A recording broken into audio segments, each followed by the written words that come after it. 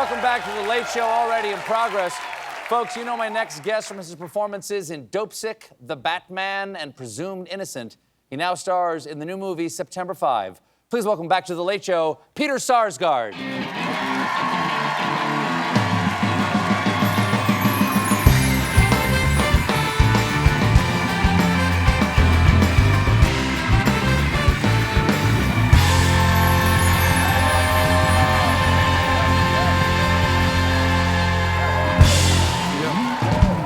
Lovely.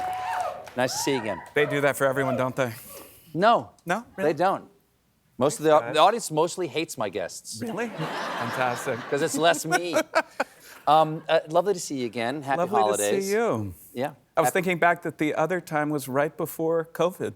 2 days before the lockdown. Before. The 10th of March, 2020. That's right. You're my little good luck charm. I remember you went back. You gave me a lot of hand sanitizer, like too much hand sanitizer, I remember. Not enough. Not enough. Good to see you, man. We bumped elbows and everything. Good to see you. Nice to That's see right. you, too. You of course, are married to the wonderful Maggie Gyllenhaal. And Maggie directed you in The Lost Daughter in 2021, which is just brilliant. She just directed me again in The Bride. I know. What is it like to work with your bride? Because Evie and I just did a cookbook together, and it's right here, actually. We just did a cookbook. It's called, it's funny. But we were worried to work with each other, because what if it wasn't pleasant? Well, the truth is, Maggie and I have done a lot of plays together, but, you know, that's being directed by Austin Pendleton, usually, like all three of them. And it's different. No, when she's telling me what to do, you know, I have to, well, she's got good ideas, luckily. Yes. But it's, Yes. you know. But you don't want to bring it home at the end of the day, is the thing. No. The first time through, it was a love scene, which, of course, is its own complicated thing, doing a love scene with your wife directing you. I highly recommend it. I highly recommend it to anyone who's struggling out there. Yes. Try directing each other. You might get some clues about what your partner actually wants.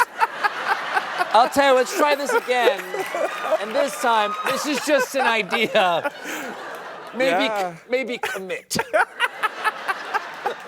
Now, this time, you know, Penelope Cruz and I are the detectives, and Jessie Buckley plays the bride of Frankenstein, and Christian Bale is Frankenstein, and Annette Bening is the doctor, and, you know, I've got a lot of other people taking up her attention, so I just slipped in there and did my thing. That's fantastic. Yeah. You got a new movie called September 5, which is about it takes place during the 1972 Summer Olympics in Munich. Yeah.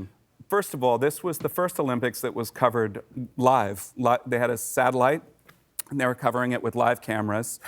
And some Palestinian terrorists took Israeli athletes hostage.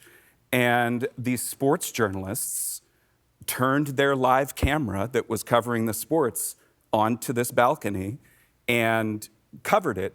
And the thing that Roon kept telling ABC News that also wanted to try to cover it was, we're 100 feet away from the building.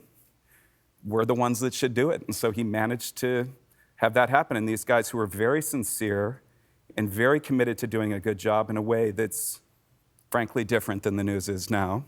You have people like Jim McKay, who is absolutely extraordinary, really rise up to the occasion and try to do their very best. Of course, the cat that was let out of the bag is this live camera had 900 million people around the world watching a balcony waiting for something to happen, this kind of rolling coverage that we have now in news, which is like trying to cover an event with your face like right up to the wall. You know, there's no perspective at all. And frankly, I would say it's something that probably hasn't been that great for news, you know. Very little perspective in trying to cover something like as it happens, and they made mistakes and things. We have a clip here. It's you as Roon Arledge talking to the rest of the team in the control room. What do we need to know about it? I'm saying that we should cover it and not news. Because they want to yank it back to New York? They do. Yeah. Okay. Jim? Okay, look, I know this isn't a responsibility that everyone wants. But does it make more sense to have a talking head from news take over from halfway across the world? Our job is to tell the stories of these individuals whose lives are at stake, 100 yards away. And our job is really straightforward. We put the camera in the right place, and we follow the story as it unfolds in real time. News can tell us what it all meant after it's over, and I'm sure they're gonna try. But this is our story, and we're keeping it.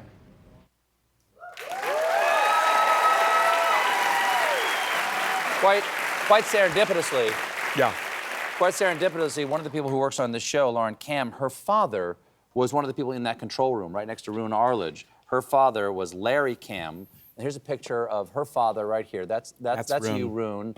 This is Don Ohlmeyer, and then this is Larry Cam right there. Wow. Those are the people in this room together. And I'm just curious, what did you learn about the decisions they had to make? Like, what were the journalistic decisions, like the ethical decisions they had? Well, they had to think about things like, are they watching it in the room where they're being held hostage? Or the terrorists seeing Yeah, this? or very simple questions like that. Like, or what if somebody walks out on the balcony and shoots someone in the head? What are we going to do? And, of course, these days, some of these questions seem kind of quaint, right? When you could go onto the internet and see something, pretty graphic, or even in regular news, you could see graphic things all the time. But I think they're questions that are still valid today, which is one of the reasons I wanted to do the movie. Well, before we go, I hear you're actually going to be part of a panel next week for a movie that you're not in. I'm doing all the movies. All the Yeah. movies, okay. And I understand this is for a good cause. Tell the people It what is it's for a about. good cause. This is, so I'm going to be interviewing some of the actors from Sing Sing. A majority of the actors in that movie were formerly incarcerated, and this is the Center for Appellate Legislation. And it's a project they're doing called the Years Project here in New York, where they work on resentencing for people who were convicted of crimes in their teens and essentially put away for the rest of their lives. And these are frequently people from communities that are where they can't afford to have a lawyer do it. And so on the 10th at Angelica, I'll be interviewing the actors, and we're going to have a big fundraiser, and hopefully we'll raise a lot of money to help people out. Thanks so much for being here. Thank you, Good man. to see you again. Yeah. September 5 opens in theaters next Friday. Peter Sarsgaard, everybody. We'll be right back.